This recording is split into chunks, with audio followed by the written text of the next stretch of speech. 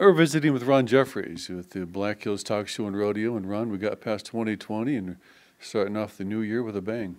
You know, we were really lucky in 2020 that South Dakota stayed open for business. It really is why the Central States Fair is able to still be in operation right now. We held a lot of different events.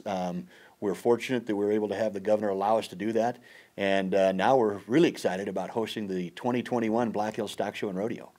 One of the premier events in all of western South Dakota for the whole year. You know, it's a big cattlemen's convention. And you think about all the different occupations that have conventions and people go there and learn about their business or specialize in certain aspects of their business. And that happens here for our cattlemen. They come to Rapid City as a chance to market. They're not here to sell one or two bull. They're here to market their program to the rest of the cattlemen to improve beef production for all across the United States. Which is a big part of our economy. It's a huge part of western South Dakota's economy for sure. What's going on with the stock show this year? Well, you know, the official dates for the Black Hills Stock Show this year are January 29th through February 6th. But we actually start 2 weeks earlier than that with all kinds of horse events down at the James Kirstead Event Center. Mm-hmm. We have so much demand for horse activities and just really not enough time or arena space to get them all put in during the official dates. Mm-hmm. So on the 15th of January, we started with Thar's team sorting. We went into South Dakota Cutting Horse Association competition, and then we went into the AQHA, the quarter horse shows that run right up to the first start of our official event, the Truck Defender 2-day horse sale. Well, each year we try to add something new and exciting to the event. Last year, remember, we did a youth livestock show. We did cattle shows on that first Saturday when the Truck Defender horse sale moved to the James Kirstead Event Center and gave us room to be in the Rushmore Plaza Civic Center with a youth show. Mm-hmm. And for years, we were the only major livestock show that didn't have a youth category for any of the livestock. Last year it was a one-day cattle show. This year it's going to be Friday and Saturday, a two-day cattle show. It was packed last year, and it'll be packed again this year in the two-day show. That cattle operation for the youth shows could easily go 3 or 4 days if we have space to do it with the new addition of the Summit Arena at the Rushmore Plaza Civic Center. Now, I don't anticipate that the cattle shows will move into Summit Arena. I think the rodeos are going to have to move into the arena because Barnett Arena will not be used in that same seating fashion. So something like the youth livestock shows going in and adding to this, it gives us a chance to not just grow a little bit. I mean, not just go from 350 cattle to 360 cattle, but to go from 350 cattle to 600 or 700 cattle by adding that youth division. And so we're excited for the opportunity to have more space coming up in the 2022 show, and I think you'll see that the youth activities are at the heart of what we plan to do to help grow the show. New this year is, on the last weekend, we've added sheep and goat shows.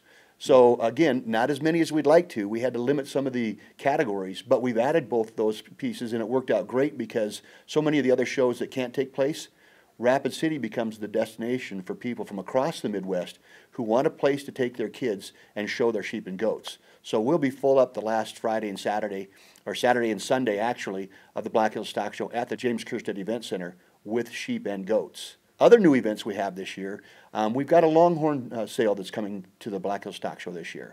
It's produced by the Longhorn Association here locally. That'll be on Wednesday at the Holiday Inn, but it'll be a virtual sale. But it's nice to see that we have more people with interest in coming and participating in this event. In addition to the youth shows, we've also got a Collegiate Judging, a wool judging competition. And there again is another category of youth activities that could be spread out and run from not only collegiate and wool, but collegiate and cattle and beef and the meats division. All that could be expanded and include high school as well. So lots of potential for youth additions for events at the Black Hills Stock Show and Rodeo. Well, that's great for the youth. It's a wonderful deal for the youth. Amanda Camber, our livestock coordinator, has been a strong advocate for having youth added to the show for a long time. And really just working towards new space options was what prompted this first move last year. The horse sale needed to move to the James Kirstead Event Center because of logistics, and that opening at the Rushmore Hall allowed us to take the first step at creating that youth show. And I just see continued growth for the youth at the Black Hills Stock Show and Rodeo. Other events? Well, last year we added in the Wild Ride, and we've got that coming back again this year. It's going to be on the first Saturday after the Truck Defender horse sale. So Okay. we'll complete the horse sale. We'll move into a wild ride. In addition, this year we're going to add some bulls, so we'll have some bulls bucking in addition to the wild costume bronc riders. Very exciting, and of course Brandon Jones is going to be our music after that event, so it should be a great night of fun and entertainment. The costume riders are going to be riding broncs, but we do have another dozen bull riders that are going to compete in between the long go and the short go of the bronc ride. Oh, wow, so it'll be quite a night. It'll be a big night of entertainment. Other events we have coming, of course, one of the fan favorites is always that original and official ranch rodeo. It's been a popular event since the first year I came here, and I went to Kevin Schmidt and asked him to please help us get this thing up and rolling. He did a great job. He chaired that organization for about 20 years, helped us keep things rolling, and now it's off to a big all-day event. Prelims start at 10 o'clock on Tuesday, and they'll run to the finals that night, and then the finals will feature the top 12 teams from the prelims.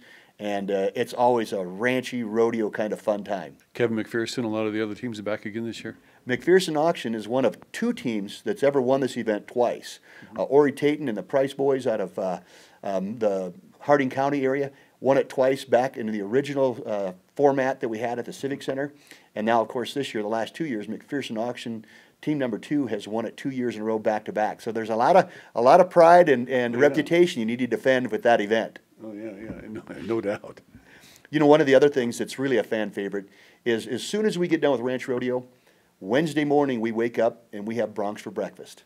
Now, it's a Pioneer Bank special. They do a biscuit and gravy serving right off the bat at 8 o'clock. We do a Calcutta, and then we start bucking horses at 10 o'clock. And that event will have 32 cowboys competing in the first round, the long go, and then we'll come back with the finals with 8 in the short go. So a lot of bucking action and always a good time, and really one of the things that gets the most following, I'd say, from a fan favorite standpoint throughout the entire stock show. Another big thing that always takes place during the Black Hills Stock Show is the Cinch Trade Show.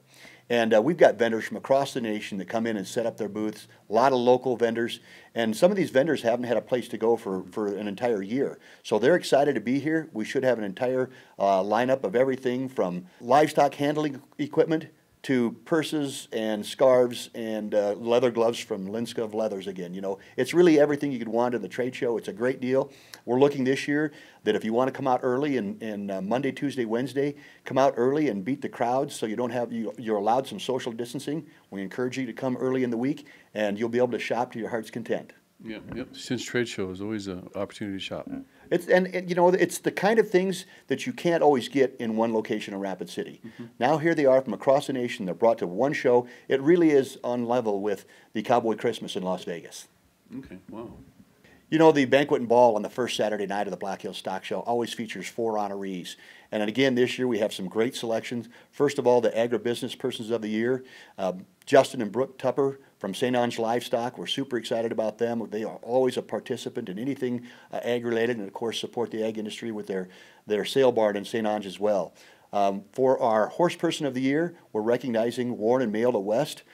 They've been here since before I even started coming to the Central States Fair. And of course, they started with paints and have been on Stallion Row and done a lot of good for the horse community throughout the entire state of South Dakota. Our Livestock Persons of the Year is Camber Livestock. That's Matt and April Kammerer. We also have their children that have worked for us here.